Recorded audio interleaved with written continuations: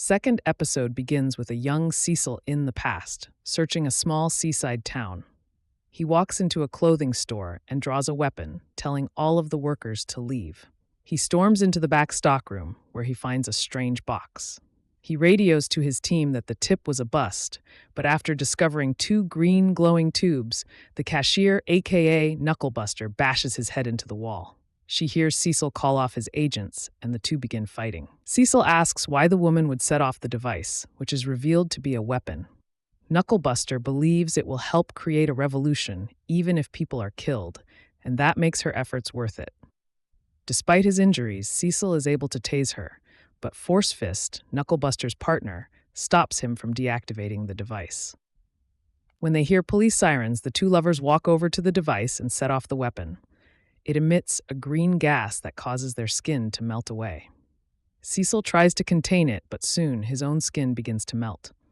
The GDA agents see him and help save him from death. In the recovery room, Cecil asks Director Radcliffe how many people died. After his boss reveals more than a dozen died, Cecil hangs his head. Radcliffe tries to reassure him, telling Cecil he saved thousands. On his way out the door, he asks why Cecil did not get a full skin graft. Cecil tells Radcliffe he needs to remember his failure and that his original skin is the best way to do it. On their next mission, Cecil sees Force Fist and Knucklebuster back in the field. While his boss tells Cecil they're all on the same team now, Cecil shoots both in the head, refusing to work with criminals. This lands him in jail. But 3 years later, Radcliffe comes to speak with Cecil. Radcliffe reveals Cecil should take on the director role for the GDA.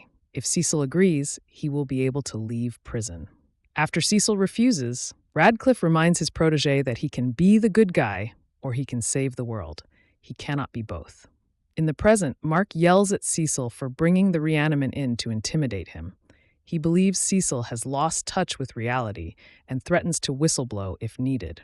When one of the reanimen grabs Mark's arm, he kills the ones in his direct line of sight. Mark asks, "That's all you have?" Cecil sighs before revealing there are hundreds more around them. Mark makes a quick move to try to attack Cecil, but as he does, Cecil presses a switch on a buzzer. It activates a sound earpiece inside his skull. Mark tries to flee, but each time Cecil activates the button, he brings him down. It leaves him unable to fly when it's engaged, but Mark uses the opportunity to take flight again.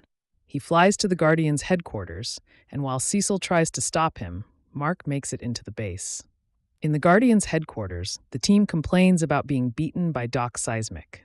Their complaints are interrupted by Mark as he crashes through the mountain. He begs Rudy to help remove the device from his head, but Cecil teleports into the base. Mark and Cecil continue to fight, and when Mark refuses to return to GDA HQ, Cecil activates the device again. The Guardians are shocked and tell Cecil to stop it. The reanimen teleport into the base as well, surrounding Mark. When they do, the Guardians jump to his aid and begin fighting the reanimen. When Rex sees the remote, he tries to blow it up in Cecil's hand. However, Robot realizes it had a dead man's switch and cannot be turned off. Cecil tries to turn it off from the base and turn off the reanimen, but they continue to beat Mark. When Robot turns off the frequency, Mark annihilates all the reanimen around him. He then tells Cecil he will never work for the GDA again and that he will kill him if he returns. Back at the Grayson house, Mark tells his family and Adam Eve what happened. When Oliver asks why Mark did not kill Cecil, both Mark and Debbie tell him they do not kill others. Mark tries to let Oliver know that he can train, but he should not be in a rush to grow up. Eve and Mark talk about Cecil on the roof, and Mark tells Eve he's thankful she's helping. He apologizes for the way he asked her out, but she tells him it was more embarrassing for her. They discuss their future, and Mark finally tells her what she means to him. When she tries to dismiss it as a high school crush, he tells her it's always been more than that. Eve tells Mark she'll think about things, but no matter what, she'll have his back. At Guardians HQ, the team cleans up the blood and viscera. Shrinking Ray, Amanda, and Rex voice their frustration about Cecil's treatment of the group. They feel like nothing more than weapons. Black Samson, the Immortal, and Kate push back, saying Mark brought it on himself by not following orders. Shapesmith reminds them that he's seen everyone ignore orders without that level of punishment. When Kate and the Immortal push too far, Rex realizes they were better off as the teen team. The Immortal takes this as an offense and tells Rex to get out of the group. This also causes Ray, Amanda, Robot, and Bulletproof to quit the group. They try to recruit Shapesmith and Samson, but both stay to help fix things from the inside. Immortal believes they'll be back, but Samson has his doubts. Mark talks to Rick about Sinclair as a warning, which causes him emotional pain. Rick thanks Mark, citing that it's better to know. Mark blames himself for not killing Sinclair, and Rick reminds Mark that they need more superheroes like Invincible. In the Guardians HQ, Robot and Amanda discuss his willingness to join her team. Black Samson knows that Robot is leaving the group to be with Amanda, but he also needs to have Invincible on his side. Samson tells him good luck. Debbie and Paul go out to a fancy dinner. They discuss Mark and Oliver, but Debbie struggles to communicate well with him. Paul lets her know it's okay if she needs to go slow. At Upstate University, Eve attends her first classes for Architecture 101. Cecil tells the Guardians he can back up their team with the Reaniman and offers Darkwing to join the squad.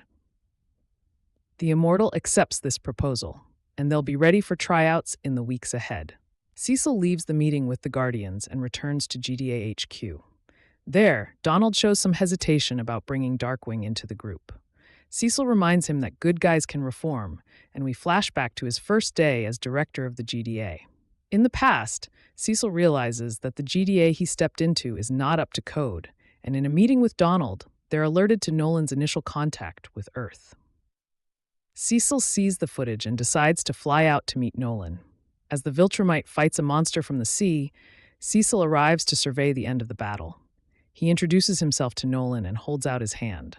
Cecil immediately realizes Nolan's lying, but as long as he saves lives, Cecil is willing to let him stay. Back in the present, he repeats the "we can be the good guys or we can be the guys who save the world" line.